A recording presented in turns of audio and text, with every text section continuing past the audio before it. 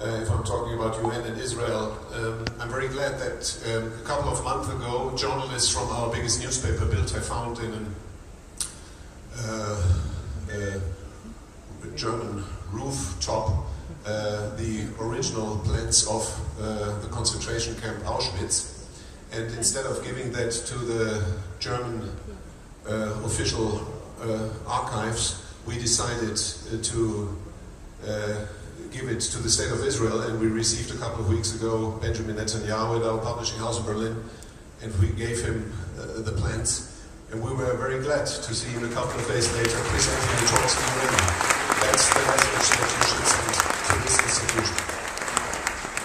But apart from politics, Yossi, I think I'm invited here on this panel as a dinosaur from the old print media industry, and that reminds me a couple of 2 years ago, meanwhile, we visited a couple of companies on the West Coast in America to find out whether newspapers have any future. And so we also visited Google, and on the Google campus we discovered a sculpture of a dinosaur, and so we thought it's a nice idea to have a photo of the dinosaur industry in front of the dinosaur. And I saw a beautiful young woman walking along, and I asked her whether she could take a photo with my mobile phone, and she said, well, of course I do that. Where are you from? I said, we are from Germany. And she said, what business are you in? And I said, well, we are in the newspaper business. And she looked at me and said, newspaper business? Ah, I heard about it. That's this print thing. So that showed me that we are seen like dinosaurs, and we are talking about ourselves as dinosaurs. I think it's a big mistake. You can commit suicide out of the fear to die. And I have to admit, in our case, that we are complaining on a high level. We had to release a profit warning of a very special kind the day before yesterday, and we had to inform the capital markets that our third quarter profits went up 10% compared to previous year, and previous year was the historic record profits in the history of the company.